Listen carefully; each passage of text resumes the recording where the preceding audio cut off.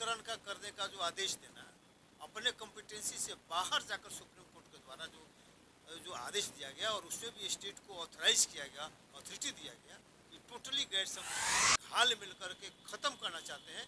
और प्रतिनिधित्व के अभाव में अब जानते हैं कि जिस वर्ग का प्रतिनिधित्व नहीं होगा वो वर्ग पीछे जाएगा। इसलिए कहीं और जहाँ तक जीतन मांझी का सवाल है, अगर सचमुच में वो क्रीमी लेयर कंसेप्ट को मानते हैं, सचमुच में वर्गीकरण को मानते हैं, तो सबसे पहले उनको इस्तीफा दे देना चाहिए मंत्रिमंडल से और बेटा को दिलवा देना चाहिए, अपने समधन को दिलवा देना चाहिए। एक ही परिवार का आदमी इतना कैसे आगे, आप तो क्रीमी लेयर में आप बेटा के तौर पर होगा।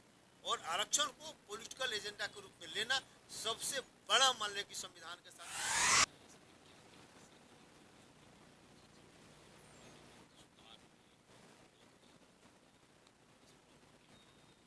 सुप्रीम कोर्ट का दो वर्डिक्ट है। एक तो कहता है कि क्रीमी लेयर, तो आपने चर्चा किया, तो क्रीमी लेयर जान लीजिए कि ओबीसी में लागू। और 9 जज बेंच का फैसला है पहले से इंदिरा साहनी मामले, creamy layer is not applicable to Asian ST.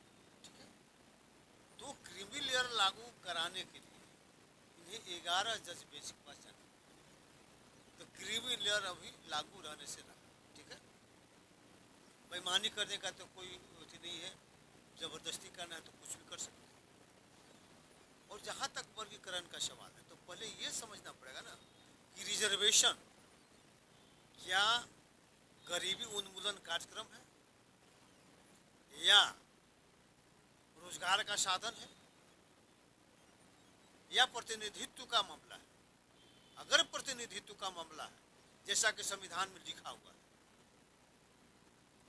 तो इस तरह का वर्गीकरण का करने का जो आदेश देना, अपने कॉम्पिटेंसी से बाहर जाकर सुप्रीम कोर्ट के द्वारा जो आदेश दिया गया और उसमें भी स्टेट को ऑथराइज किया गया, अथॉरिटी दिया गया, ये टोटली गैर संवैधानिक है और संविधान के विरुद्ध इसलिए भी है कि ये कोई गरीबी उन्मूलन कार्यक्रम नहीं है। कि गरीबी दूर करने के लिए आप मान लें कि गरीब लोगों को आप प्रेशर देने की बात कर रहे हैं, वो प्रतिनिधित्व है। गरीबी उन्मूलन के लिए दूसरे कौन से काम, मनरेगा का मान लीजिए काम देते, रोजगार मान लीजिए कि आप उपलब्ध कराते, बिजनेस के लिए आप मान लीजिए पैसा देते, वो अलग अलग मान लीजिए चीज़ है। रोजगार अलग चीज़ है, गरीबी उन्मूलन अलग चीज़ है और प्रतिनिधित्व अलग चीज़ है। तो प्रतिनिधित्व को आप घाल मिल करके ख़त्म करना चाहते हैं और प्रतिनिधित्व के अभाव में आप जानते हैं कि जिस वर्ग का प्रतिनिधित्व नहीं होगा वो वर्ग पीछे जाएगा। इसमें कहीं कोई दिक्कत नहीं। अच्छा, क्रीमी लेयर का विरोध करते हैं या समर्थन करते हैं? क्रीमी लेयर शेड्यूल कास्ट के लिए है ही नहीं, इसलिए कि शेड्यूल कास्ट में वर्गीकरण का जहाँ तक सवाल है ना, क्रीमी लेयर लगाने का मतलब कि वर्गीकरण अमीर और गरीब को बांटना वहाँ, तो क्रीमी लेयर क्यों होगा? यहाँ पर तो शेड्यूल कास्ट अंटरसिबिलिटी के आधार पर है और सभी के साथ एक समान अंटरसिबिलिटी का व्यवहार हुआ। वो काम मान लिया कि गरीब है क्या अमीर है, सबके साथ अंटरसिबिलिटी का व्यवहार हुआ, तो अंटरसिबिलिटी को कैसे पटा जा सकता है कि मान लिया कि अमीर है गरीबी में?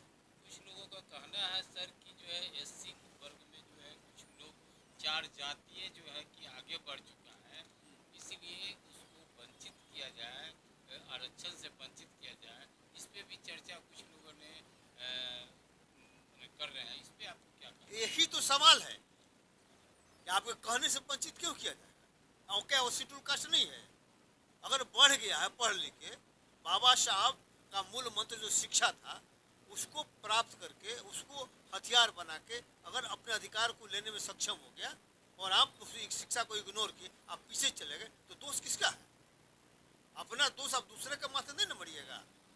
आपको शिक्षा पर ध्यान देना चाहिए और शिक्षा के माध्यम से आगे बढ़ने का कोशिश करना चाहिए। तो आप तो उल्टे अपने आगे बढ़ेंगे नहीं, जो आगे बढ़ा उसको नीचे पर खिसकने का काम कर रहे हैं। ये गलत काम मालिक हो रहा है, पहली बार ऐसा हो रहा है।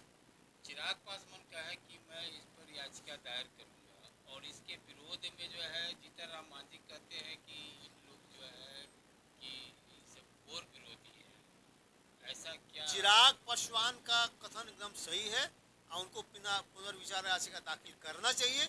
और जहाँ तक जीतन राम मांझी का सवाल है, अगर सचमुच में वो क्रीमी लेयर कंसेप्ट को मानते हैं, सचमुच में वर्गीकरण को मानते हैं, तो सबसे पहले उनको इस्तीफा दे देना चाहिए मंत्रिमंडल से और बेटा को दिलवा देना चाहिए, अपने समधन को दिलवा देना चाहिए।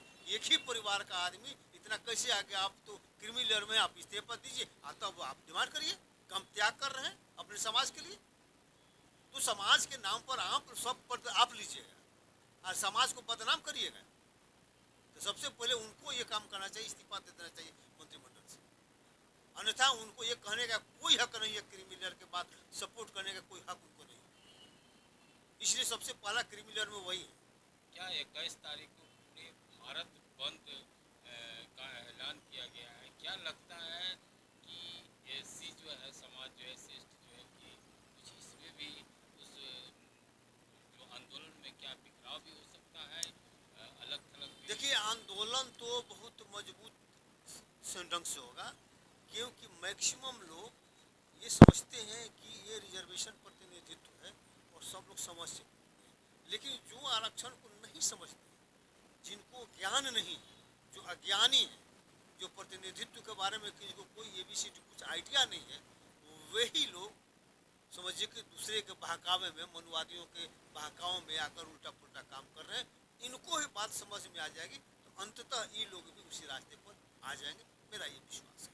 आप जो जिस तरह से कर रहे हैं सर कि जो आपके पास कौन कौन सा डाटा है, आंकड़ा है जिसको आप जो है कि आम जनों की जो है इसको आप संतुष्ट कर सकते हैं अपने आंकड़ा से, कौन इस वर्ग में जो है कि नीचे है या उस वर्ग का लाभ नहीं, देखो, पहले क्रीमी लेयर कॉन्सेप्ट ही शेड्यूल कास्ट के लिए नहीं, अब मैं नहीं, ये इंदिरा साहनी मामले में 9 जज बेंच कह चुका है। जब ओबीसी में क्रीमी लेयर लग रहा था तो उसी समय कह दिया कि ये शेड्यूल कास्ट में नहीं लागू होगा। इट इज नॉट एप्लीकेबल, लिखा हुआ स्पष्ट तौर पर कि creamy layer concept is not applicable to SC and ST. तो उनको 11 जज बेंच में जाएगा तब, क्योंकि आज जब ये प्रतिनिधित्व है, जब प्रतिनिधित्व है तो उसमें क्रीमी लेयर का कहाँ बांटा जाता है? प्रतिनिधित्व मतलब क्या हुआ? प्रतिनिधि करने के लिए कोई जाएगा तो वहाँ गरीबी देख के जाएगा, अमीरी देख के जाएगा? ना गरीबी देख के जाएगा, ना अमीरी देख के जाएगा, योग्यता को देख कर मान लेके जाएगा। जो योग्य लोग होंगे वही जाकर प्रतिनिधित्व करेंगे। तो योग्यता का जहाँ तक सवाल है, वहाँ पर क्रीमी लेयर का काम बताते हैं। जो समाज का बेस्ट रहेगा वही समाज का प्रतिनिधित्व करेगा। गरीबी अमीरी के बाद में कहीं कोई मतलब नहीं, ठीक है? नहीं, वहाँ प्रतिनिधित्व नहीं ना है। अगर वहाँ पर पर्याप्त प्रतिनिधित्व होता सुप्रीम कोर्ट में तो इस तरह का निर्णय आता नहीं। और आपको मालूम है ना कि प्रतिनिधित्व की व्यवस्था क्यों किया गया, डॉक्टर अम्बेडकर ने क्यों किया संविधान में? जब हिंदू धर्म के संचालन में एससी एसटी बाद में बना, जो जिसको शूद्र कहते हैं, जिसको अनटचेबल्स कहते हैं, जिनको आदिवासी कहते हैं, उनका प्रतिनिधित्व चूंकि जीरो था हिंदू धर्म के संचालन में, जिसके कारण उन लोगों ने कानून जो बनाया अपने हित में बनाया और उसका इम्प्लीमेंटेशन अपने हित में किया। नतीजा हुआ कि बड़ा जमात जो पिछड़ गया, उसी को देखते, उसी को उदाहरण देकर डॉक्टर अम्बेडकर ने समझाया कि देखिए प्रतिनिधित्व के अभाव में ये दुर्गति इस समाज की हुआ, 85% लोगों की दुर्गति ये हुई है। अब भविष्य में ऐसा नहीं हो, इसीलिए उन्होंने संविधान में प्रतिनिधित्व का व्यवस्था किया ताकि हर एक वर्ग के लोग वहाँ रहें और वहाँ पर समाज के विरुद्ध कोई काम नहीं हो, किसी भी समाज के विरुद्ध, एससी एसटी ओबीसी ईबीसी या सवर्ण क्लास भी है, वहाँ भी प्रतिनिधि रहे, ताकि वहाँ पर किसी के विरुद्ध कोई गलत तरीका से मानने के निर्णय नहीं हो और किसी को भेदभाव, अन्याय और बेईमानी नहीं हो सरकार के इम्प्लीमेंटेशन में, सरकार को चलाने में, सरकार को न्याय देने में। इसलिए व्यवस्था हुआ। अब उसको ये लोग घोर मट्ठा करने पर लगा हुआ है। प्रतिनिधित्व के मामला को गरीबी उन्मूलन कार्य में बदल रहा है। इसलिए ये हम लोग तो पूरा आंदोलन के साथ है और समाज पूरा, हमको लगता है कि सब शेड्यूल कास्ट लोग सब समझ रहे हैं। सबको 4 जातियाँ कुछ ऐसा जो कि पूरे संपन्न हो चुके हैं, कितना संपन्नता का क्या निशानी? क्या कोई आंकड़ा है? नहीं, संपन्नता का क्या निशानी? मतलब कैसे उसको कहिएगा कि कौन संपन्न है या कौन विपन्न है? क्या संपन्नता का आपके पास निशानी है? क्योंकि ये लोग बहुत ज्यादा राजनीतिक में है, नौकरी पेशा में नहीं, बहुत ज्यादा कहाँ है? नहीं, बहुत ज्यादा, सुने, बहुत ज्यादा कहाँ है? अभी जो आंकड़ा आपको बता रहे हैं, जिससे नीतीश कुमार, क्योंकि ये सब जो वर्गीकरण चाहे कुछ भी होगा, ये टोटली ये पॉलिटिकल एजेंडा के तौर पर होगा और आरक्षण को पॉलिटिकल एजेंडा के रूप में लेना सबसे बड़ा मान ले कि संविधान के साथ धोखा मान ले के माना जाता है। उदाहरण के तौर पर आपको बता रहा हूँ, नीतीश कुमार ने बिहार में दलित महादलित बनाया, ठीक है, और दलित महादलित बना के ये गलत तथ्य के आधार पर ये घोषित किया कि पासवान जाति सबसे आगे है, सबसे संपन्न है, इसलिए पासवान जाति को अलग थलग करने के लिए उन्होंने दलित महादलित बनाया और पासवान को अलग थलग कर दिया। लेकिन जब इनका डाटा सामने आया, डेटा जो सामने आया, जो आपका ये सर्वे, जातीय सर्वे आया, उस सर्वे का रिपोर्ट क्या कहता है? सर्वे के रिपोर्ट ये कहता है कि दुसाध जाति में 6000 से कम पर मंथ जो लोग कमा रहे हैं शेड्यूल कास्ट, उसमें किस जाति से कितने लोग, तो आपको मालूम है कि दुसाध जाति से का 39.36% लोग जो है 6000 से कम, मान लीजिए 6000 से क्या कम, मान लीजिए, ठीक है, तो इनका स्थिति है। और इनसे बेहतर पोजीशन में 10 जाति, बताते हैं 10 जाति है इनसे बेहतर मान लेंगे पोजीशन में। जैसे उदाहरण के तौर पर जैसे 500 इनका उसमें बेहतर पोजीशन है, 36.43% मान लीजिए कि इनके मान लो उसमें गरीबी है, गरीबी उनका है। उसके बाद मान लें कि पासी है, उनका 38.14 है, धोबी है 35.82 है, उसी तरह से चौपाल है 39.30 है, हरी मेहतर है, हरी मेहतर का भी स्थिति, जो मेहतर है उसकी भी स्थिति शेड्यूल कास्ट में पासवान से मान लो बढ़िया है, आर्थिक स्थिति, मेहतर का भी स्थिति है अच्छा। उसके बाद यहाँ दबगर है, हलालखोर है, बावरी है, लालबेगी है, घासी, इतने लोगों का जो 10 जातियां हैं वो पासवान से बेहतर पोजीशन है 6000 पर मंथ कमाने वालों की सूची, ये मान लेंगे पोजीशन। आप फिर भी पासवान जाति को अलग थलग किया गया बेईमानी से। तो यह कहने का मेरा मतलब ये हुआ कि जैसे ही मान लें कि पॉलिटिकल कारण से स्टेट को पावर मिलेगा वर्गीकरण करने, तो शेड्यूल कास्ट के साथ बेईमानी होगा, बदमाशी होगा, और उनको पॉलिटिकल आधार पर तहस-नहस करने का, जो आगे बढ़े हुए लोग हैं, जो सरकार से लड़ते हैं, जो बात को समझते हैं, उनको कटघरे में खड़ा करने का कोशिश किया जाएगा और उनके अधिकार को छीनने का कोशिश होगा। इसके अलावा दूसरा कुछ नहीं। 21 तारीख को आंदोलन के लिए आप क्या करना, अपील है सभी लोगों से कि 2 अप्रैल की तरह जो है इस आंदोलन में आप आगे आ जाएं और आंदोलन को सफल बनाएं, ताकि सरकार और सुप्रीम कोर्ट दोनों को झुकना पड़े।